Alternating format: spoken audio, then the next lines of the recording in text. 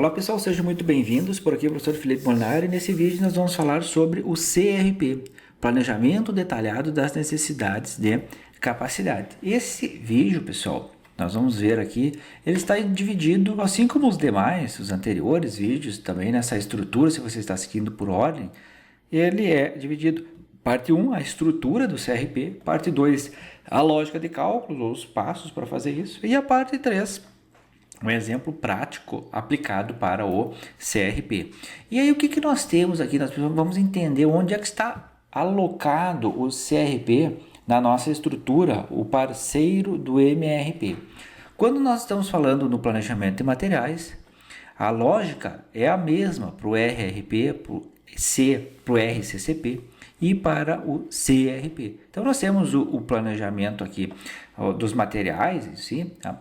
E para o lado de materiais do MRP, só que nós vamos checar ela para capacidade. Então, vamos trabalhar com ordens reais, centros de trabalhos, roteiros e operações em si. Então, o CRP, pessoal, é uma estrutura de planejamento de capacidade de curto prazo, tá? E ele trabalha aqui alocado, vamos dizer assim, como um motor, se nós pudermos enxergar deste formato em si. E o que é o CRP, pessoal, comparado com o RRP e RCCP? Se você não viu, nós temos vídeo aí, pessoal, gravado sobre o RRP e o RCCP em si. A ideia ideal da estrutura aqui é que você veja o primeiro, o RRP, depois o RCCP e aí, por fim, o CRP em si. Mas, se você tem dúvida só no CRP, seja bem-vindo também. Qual é o nível de planejamento para o CRP? É um planejamento operacional, pessoal, porque ele não está trabalhando mais em nível agregado, ele não está trabalhando com um produto de nível zero, tá? Ele tem a base de entrada dele, é usar toda a árvore de produto que vem do MRP. Então ele não está mais, ele não recebe do MPS, ele recebe do MRP, pessoal. O foco, a atenção básica dele é o MRP em si. O que o MRP tem lá? Ele vai trabalhar. Qual é a unidade de análise dele? É ordens individuais, o sequenciamento finito, tá? Ou melhor dizendo, o sequenciamento fino da produção. Qual é o tipo de capacidade que nós temos? Tempos de setup, operações detalhados por operação, tempos de fila, tempos de espera, eficiência real, capacidade em si. Um outro ponto é o grau de detalhe, ou seja, níveis detalhados, nível 1, 2, 3, lá da BOM, da lista de materiais. Por que não o nível 0? O nível 0 era no RCCP, que era o nível do item pai. Aqui nós estamos já trabalhando nos itens filho em si. Um outro ponto é o objetivo principal, que é sequenciar e balancear carga real. E o que nós vamos tentar responder é: a fábrica consegue executar o que ela realmente está querendo fazer? Então esse é o ponto comparativo do CRP com os demais estruturas de capacidade, planejamento e capacidade em si. E quais são os objetivos? Um item mais detalhado aqui. Eu trouxe 5 grandes objetivos. O primeiro deles é antecipar necessidades de capacidade. Ou seja, eu vou identificar recursos que exigem semanas para mais mobilização ou obtenção. Gerar um plano detalhado de produção e compras. Por quê? Porque eu vou garantir que seja viável antes da liberação para a fábrica.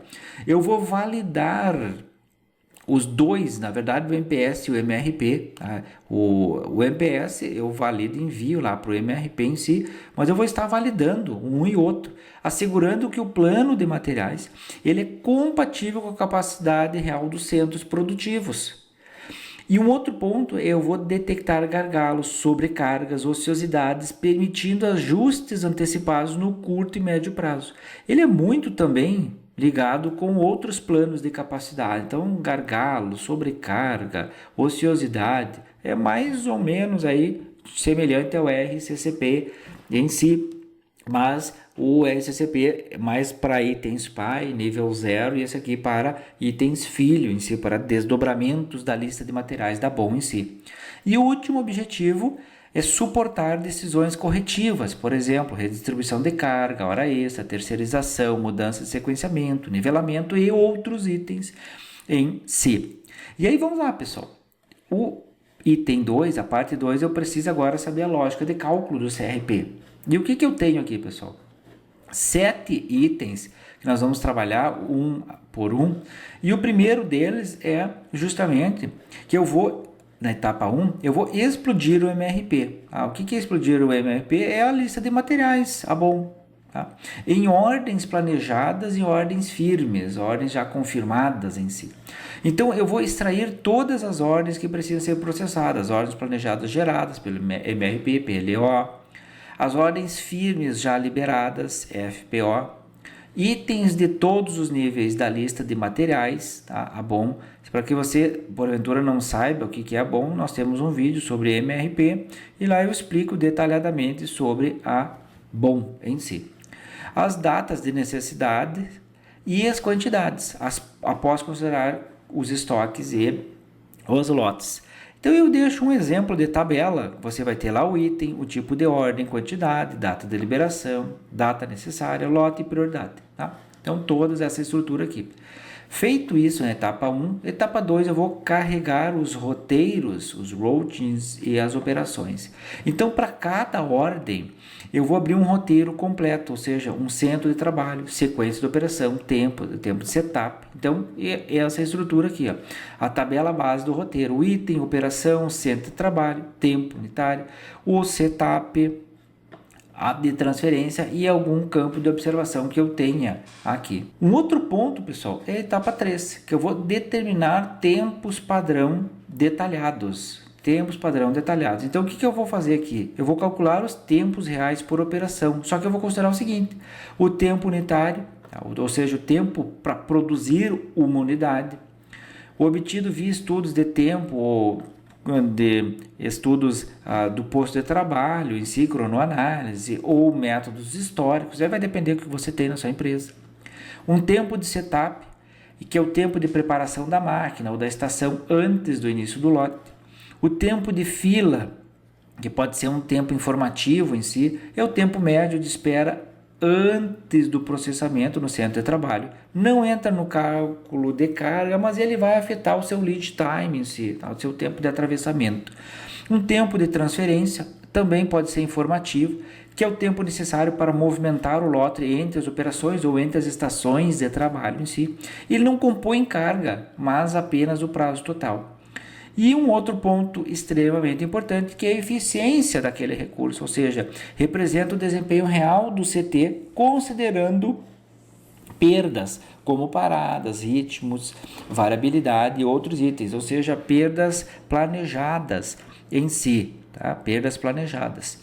E, feito isso, o item 4, pessoal, é alocar a carga nos CTs, nos centros de trabalho. Então, o que é isso, pessoal? Para cada operação do roteiro, eu vou calcular a carga teórica necessária no CT. Então, o que eu tenho lá? A carga é a quantidade a produzir, o tempo unitário, mais o setup. Isso aqui é igual, pessoal, ao RCCP anterior, tá? Mas aqui é para o CRP em si, tá?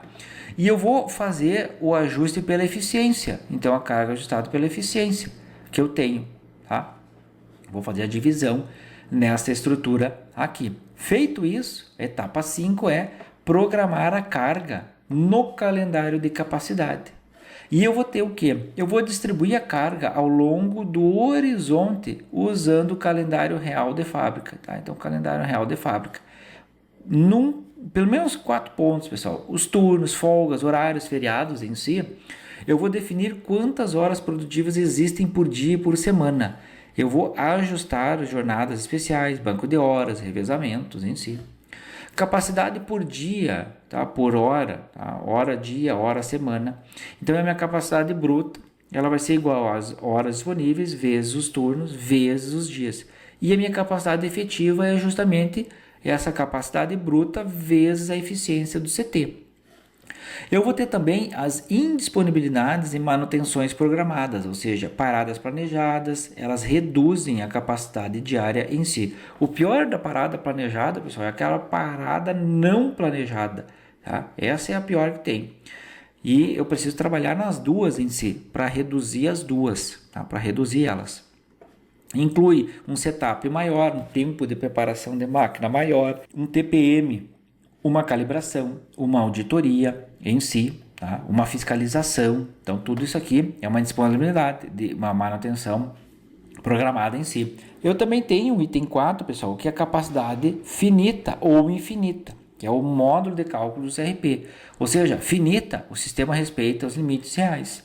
Pode gerar atrasos. E capacidades infinitas em si, assume que sempre existe capacidade.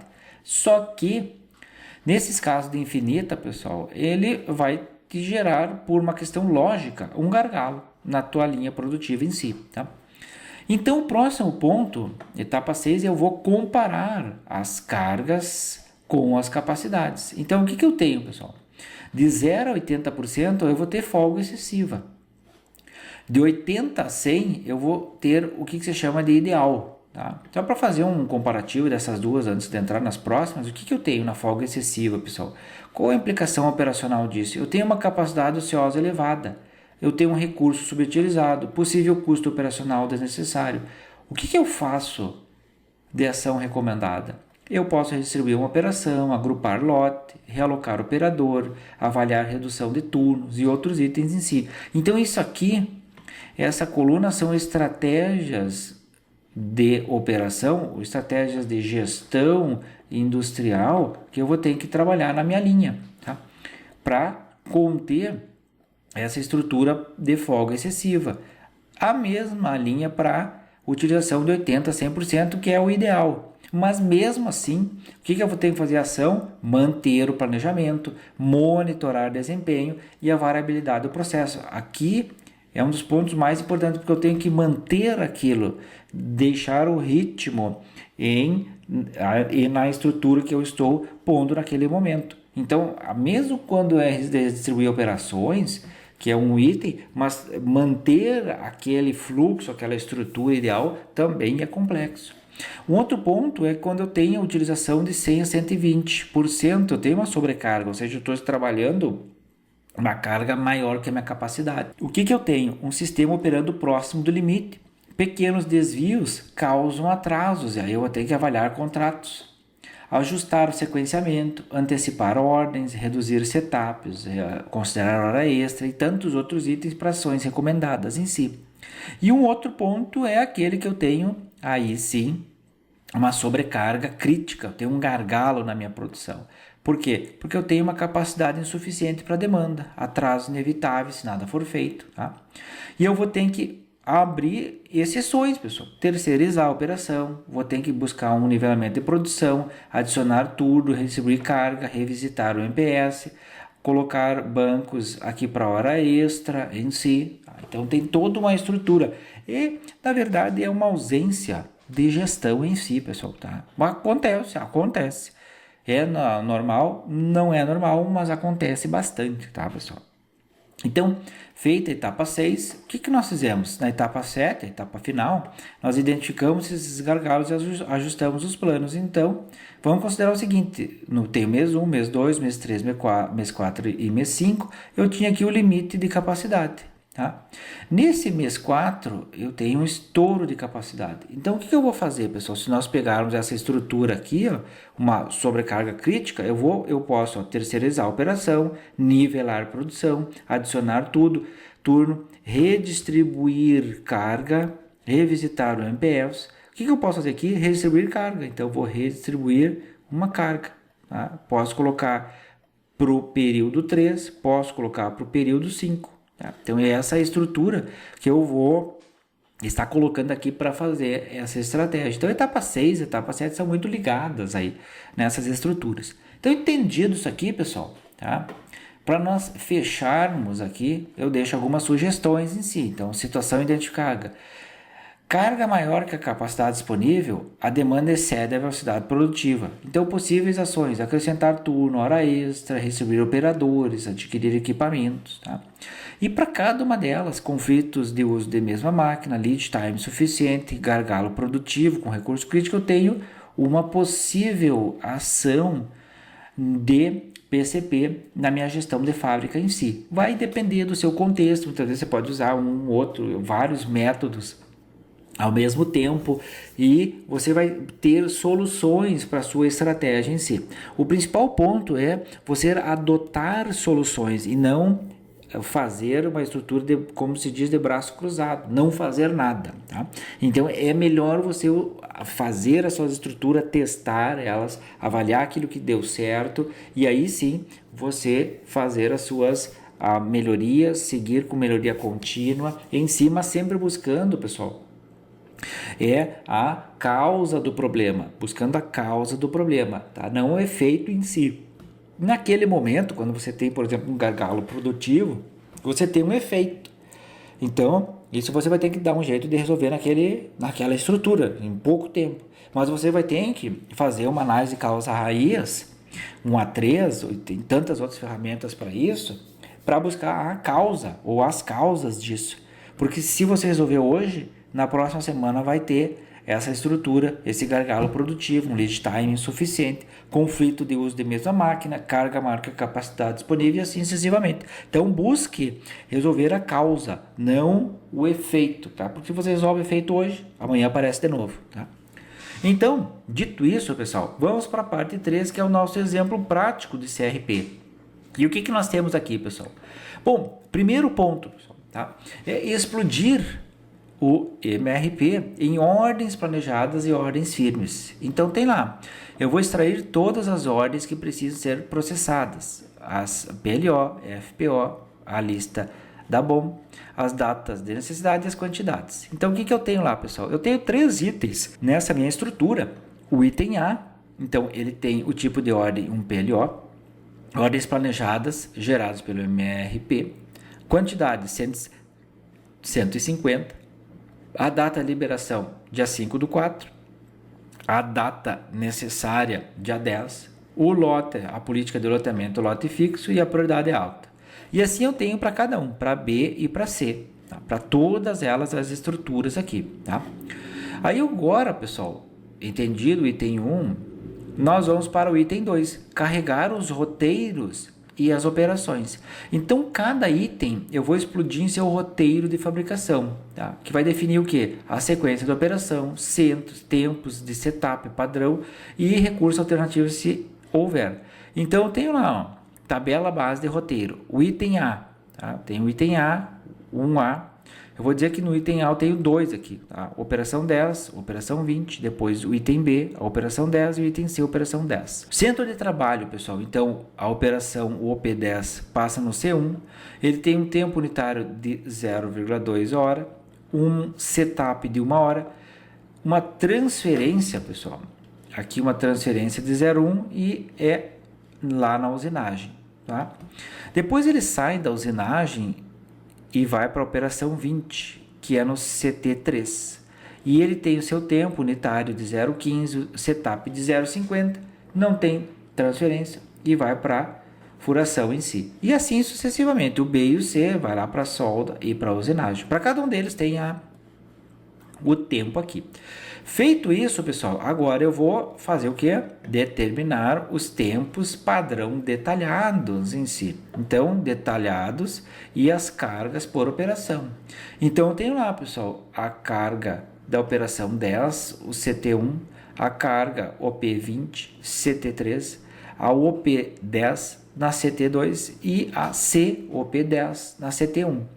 Então tem a quantidade, 150, 80, 200, tá?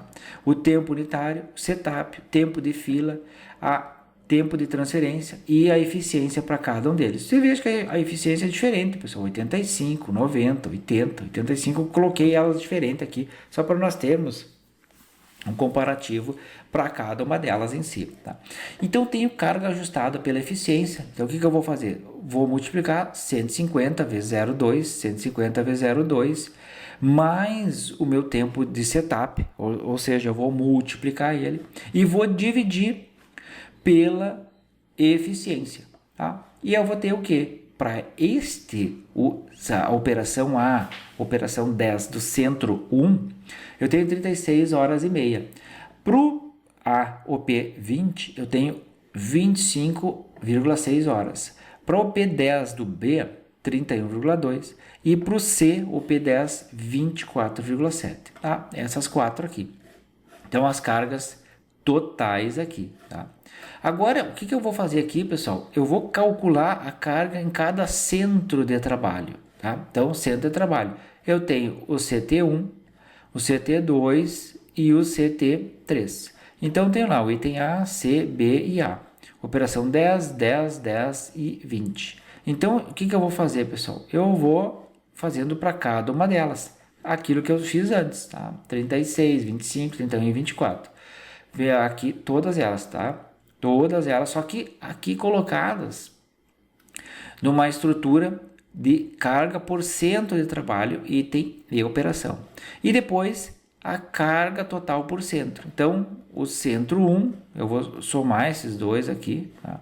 O centro 2 e o centro 3. Então, eu tenho 3. Eu vou somar 36,5 aqui, mais 24,7, mais 24,7.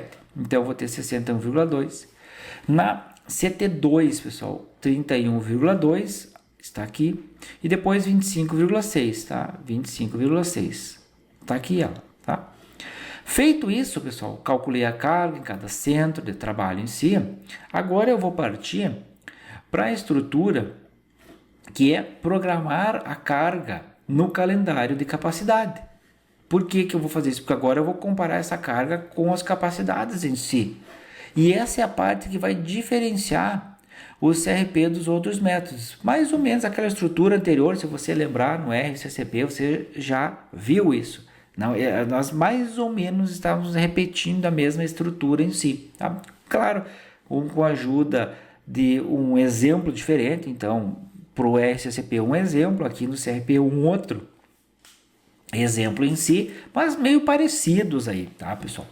Então, eu tenho que premissas de capacidade. Cada centro de trabalho trabalha aqui, olha só, pessoal, 2 turnos por dia, 8 horas por turno, 4 dias por semana. Nos exemplos anteriores, RCCP, nós tínhamos um turno por dia de 8 horas, tá? Então, aqui nós temos 2. Capacidade bruta semanal, 2 vezes 8 vezes 4, 64 horas, tá? Isso é a bruta semanal, pessoal. Coeficiência global, as eficiências globais pelo sistema, CT1, 85, CT2, 80 e o CT3, 90. Posso deixar a mesma? Pode, pessoal. É um exemplo, pode fazer o que você quiser nessa estrutura aqui de exemplo. Só que o que vai acontecer? Essa eficiência você vai ter que buscar lá na sua produção em si, tá? E feito isso, capacidade efetiva semanal. Então, eu vou multiplicar 64 vezes 0,85, 64 vezes 0,8 e 64 vezes 0,9. Tá? Então, multiplicar aqui. Ó. Multipliquei todas elas. Então, eu tenho a capacidade efetiva semanal. Vamos guardar esses valores aqui, pessoal. Por quê? Porque agora, dessa estrutura aqui, ó, eu programei a carga aqui no calendário, então coloquei elas, ó, 54,4, ó, 54, 51 e 57, 54, 51 e 57, tá? Para deixar elas melhor aqui, eu passei essa estrutura de cálculo aqui para baixo, tá? Para baixo aqui, ó, tá? Só para deixar melhor para você, eu vou fazer o que? Comparar a carga com a capacidade, tá? Então, nós temos o que? Agora, vamos produzir a análise central do CRP, que é a utilização, a carga dividida pela capacidade vezes 100. Tá? Nós temos o percentual aí. Então, nós temos no CT1 a carga de 61,2. Qual é a nossa capacidade? 54. Então, 61,2 dividido por 54,4 vezes 100, nós temos uma utilização de 112,5%. Bom, lembrando o comparativo, nós temos uma sobrecarga aqui. Tá? Depois, o CT2, pessoal, a mesma estrutura, 31,2 de carga, capacidade 51,2. Então, nós fizemos 31,2 dividido por 51,2 vezes 100, 61%. Temos folga. E para o outro, a mesma estrutura de cálculo, 44,4, nós temos uma folga leve nessa estratégia. Vamos agora fazer um comparativo aqui, pessoal, para nós entrarmos, para fechar essa nossa estrutura, que é o comparativo de carga vezes capacidade. Então, onde é que nós temos o problema, pessoal? No centro 1. Tá? Nós tínhamos uma carga aqui a mais do que a capacidade que ele está colocando para nós. Então, o que nós vamos ter que fazer aqui, pessoal? De carga ela está diferente aqui, tá? Então a carga, na verdade, está maior que a capacidade, tá? Aqui a capacidade está maior e aqui a capacidade está maior. Então tem folga aí nessas outras aqui, na 2 e na 3. Então o que nós precisamos fazer aqui, pessoal? Pegar essa estrutura e realocar, jogar ela para algum lugar aí, tá? Vou fazer aqui, ó. Eu vou jogar ela para um lugar ou eu vou jogar ela para outro lugar. Vai depender da sua estratégia em si. Então, o que nós podemos identificar, pessoal? Ajustar o plano em si. Gargalo identificado. CT1 com 112,5 de utilização na semana, o plano é inviável com capacidade atual. Possíveis ações corretivas: reprogramar parte da usinagem de A ou C para outra semana, reduzindo a carga de 61,2. Dividir lotes, por exemplo, produzir parte das 200 unidades de C em outra janela. Usar um CT alternativo se a fábrica tiver outro centro de usinagem. Acrescentar horas extras na semana, por exemplo, aumentando a capacidade acima de 54,4. E avaliar terceirização da usinagem de parte do item C. Então, alguns itens que eu vou ter que dar uma pensada de possíveis ações corretivas no meu CT1, tá? Tudo isso, pessoal, tudo isso para fazer essa nossa estrutura do CRP em si. Então, deixa algumas referências aqui, faça suas contribuições, se você tem algum comentário, deixa aqui para nós dialogarmos, trocarmos uma ideia sobre o CRP. Então, um abraço e até o próximo vídeo.